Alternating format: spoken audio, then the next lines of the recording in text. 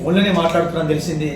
ఆ ఫోన్లో మాట్లాడడం భాగంగా మొన్న ఆ రోజు రాత్రి 7:30కి మేము వస్తున్నాము, నువ్వు కూడా రా, అతను బాగా మాకు ఇంటర్లేట్ చెప్తే ఇట్లా అక్రమ సంబంధాలు అని చెప్పి మన ఇన్వెస్టిగేషన్లో తెలిసింది.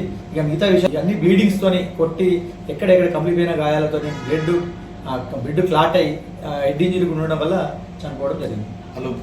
ఈ మర్డర్ కేసు కానీ చాలా కేసులో నేను వచ్చిన అబ్జర్వ్ చేసిన నా ఫైండింగ్స్ ఏంటంటే, దయచేసి అక్రమ సంబంధాలు అనేవి ఎక్కువ ఈ మర్డర్లు జరగడానికి ఎక్కువ కారణం ఏంటంటే ఈ అక్రమ సంబంధాలు, సెక్సువల్ జెలసీతోనే ఎక్కువ మర్డర్లు జరుగుతాయి. మర్డర్లలో అన్ని మీరు గమనిస్తే 90% మర్డర్లు ఈ సెక్సువల్ జెలసీతో జరుగుతాయి. కాబట్టి దయచేసి నేను మీకు ఇచ్చే సూచన ఏంటంటే అక్రమ సంబంధాలు పెట్టుకోవద్దు. ఎప్పటికైనా బయటపడుతుంది, చాలా అది మన ప్రాణాల మీదకి తెస్తుంది.